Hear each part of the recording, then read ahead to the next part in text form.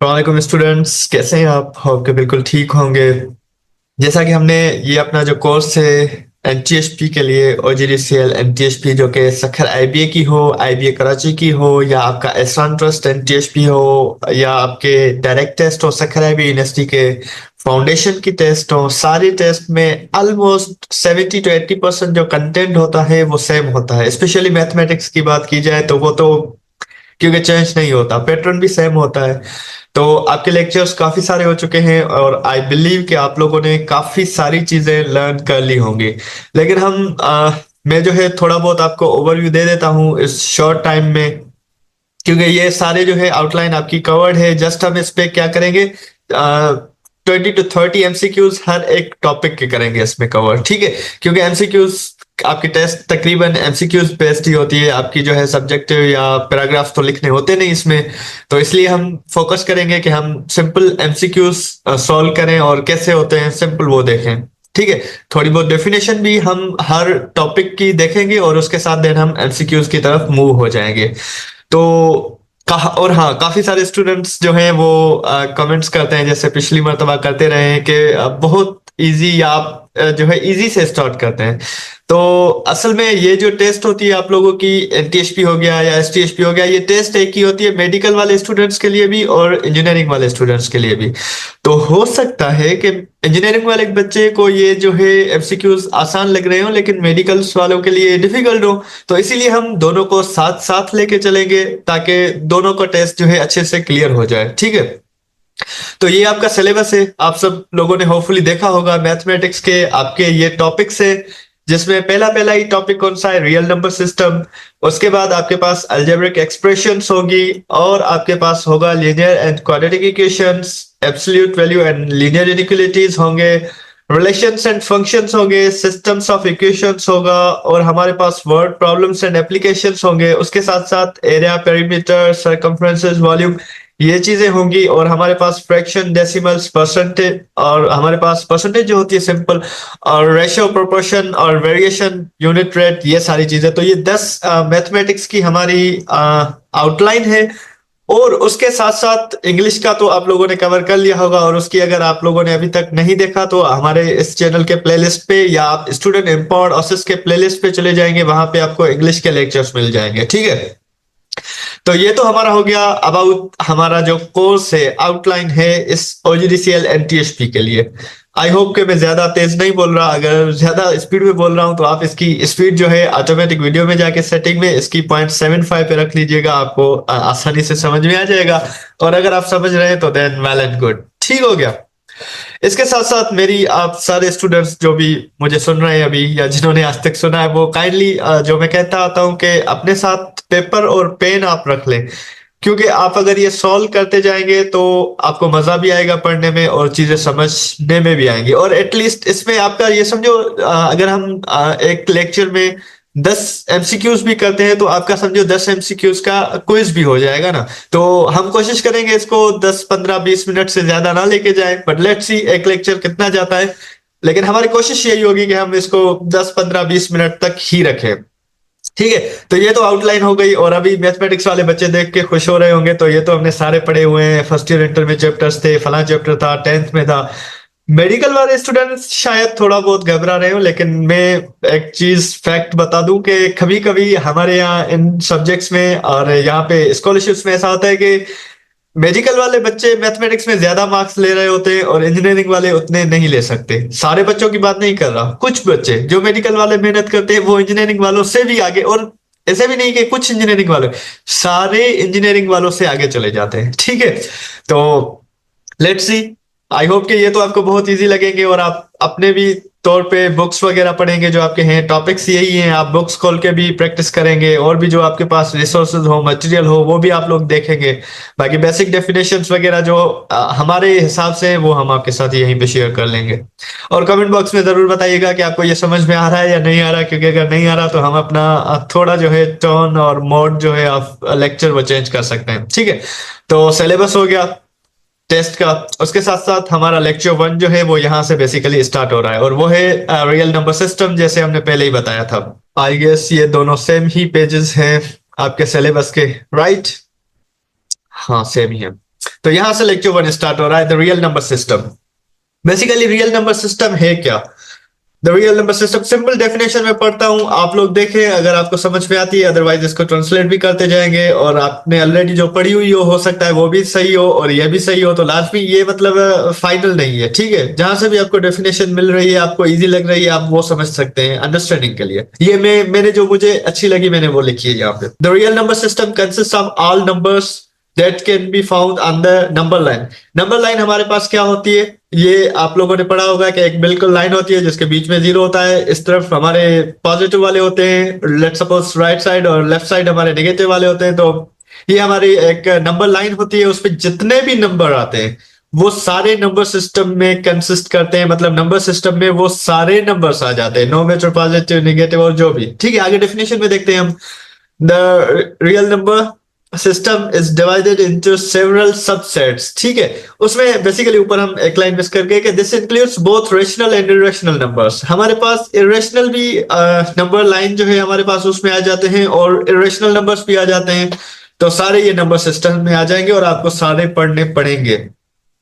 तो बेसिकली कौन से वो सबसेट्स हैं, सेवरल सबसेट्स जिनकी हम बात कर रहे हैं, जो कि हमारे नंबर सिस्टम में होते हैं। तो एक तो हमारे पास हो गया नेचुरल नंबर्स, ठीक है।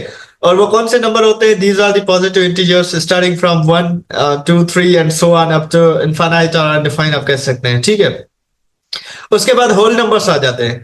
बेसिकली ये सेम नेचुरल नंबर्स ही होते हैं, सिर्फ इसमें एक एक्स्ट्रा जो चीज होती है वो होती है हमारे पास जीरो, ठीक है। जीरो आप नेचुरल नंबर्स में ऐड कर दे वो होल नंबर्स हो गए। और इनकी साइंस आप देख ले, हम इनको किस चीज से, किस लेटर से डिनोट करते हैं।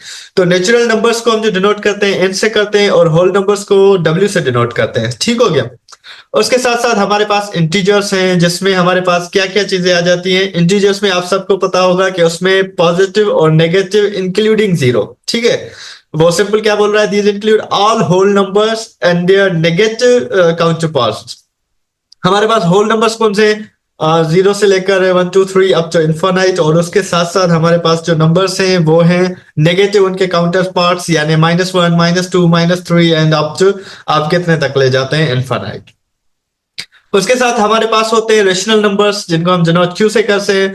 These are numbers that can be expressed as the quotient and fraction p upon q form. हम सिंपल इसको बोलते हैं कि भाई रेशनल नंबर कौन से जिनको हम p upon q फॉर्म में लिख लें, where p and q are integers and q does not equal to 0। ये बात हमें जहन में रखनी है कि हमारा जो है p and q वो क्या होना चाहिए, वो लाजमी इंटीजर होना चाहिए। और उसमें Q लेकिन कभी भी इक्वल टू 0 नहीं होगा, क्योंकि अगर Q हमारे पास अपान में 0 हो गया तो हमारा वो टोटल नंबर क्या हो जाएगा, अनडिफाइन हो जाएगा। हम उसको फाइन ही नहीं कर सकते, मालूम ही नहीं कर सकते कि वो है क्या बेसिकली।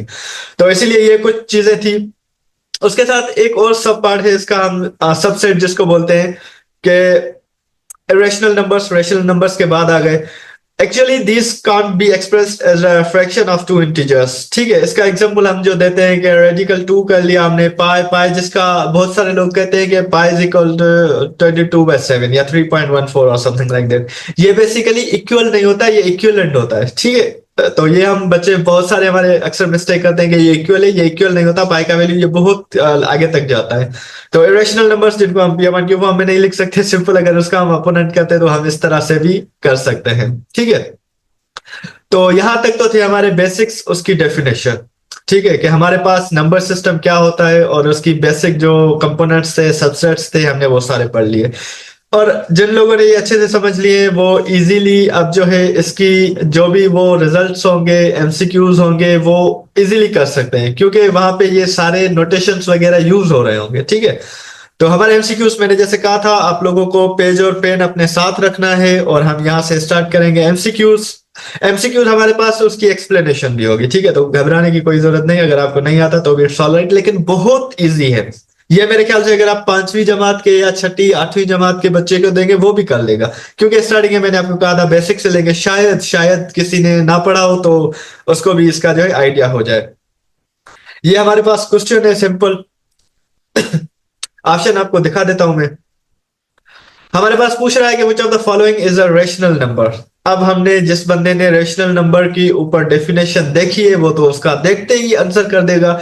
और जब भी आप लोग टेस्ट देते हैं ना, किसी भी एग्जाम की एंट्रेंस टेस्ट देते हैं किसी भी इंस्टीट्यूट की, तो वहां पे कुछ क्वेश्चन ऐसे होते हैं जो आप विद इन 5 to 10 सेकंड कर लेते हैं। हालांकि आपके पास पूरा 1 मिनट यानी 60 सेकंड्स होता है। आपने ऐसे इजी क्वेश्चंस पे 60 सेकंड्स वेस्ट नहीं करने होते, वो आप 10 सेकंड में 5 सेकंड में करके आगे जाना होता है। लेकिन मिस्टेक का ध्यान रखना है, ऐसे ना कि आसान क्वेश्चन ही आप लोग गलत कर दें। ठीक है, ये वो चीजें जो आपको टेस्ट में बहुत काम आती है कि टाइम मैनेजमेंट किस तरह करते हैं आप लोग। तो सिंपल इसका तो देखते ही आपको आइडिया हो गया होगा कि कौन सा इसका है, क्योंकि इसमें आपको इरेशनल नंबर्स भी शायद नजर आ रहे हो और भी नंबर हो। तो इसका सी ऑप्शन आई गेस आप सबने टिक किया होगा और आपने सोचा होगा। Here is an explanation. C option 4 by 7 is a rational number क्यों? Because it can be expressed as a fraction of two integers। ठीक हो गया। The other options are irrational numbers। मैंने आपको कहा था कि ये other options are irrational, इसको हम सिंपल जो है fraction of two integers लिख सकते हैं। और आप देख सकते हैं कि P upon Q फॉर्म में सिंपल, तो भी आप समझ सकते थे कि ये हमारे पास क्या है, रेशनल नंबर है।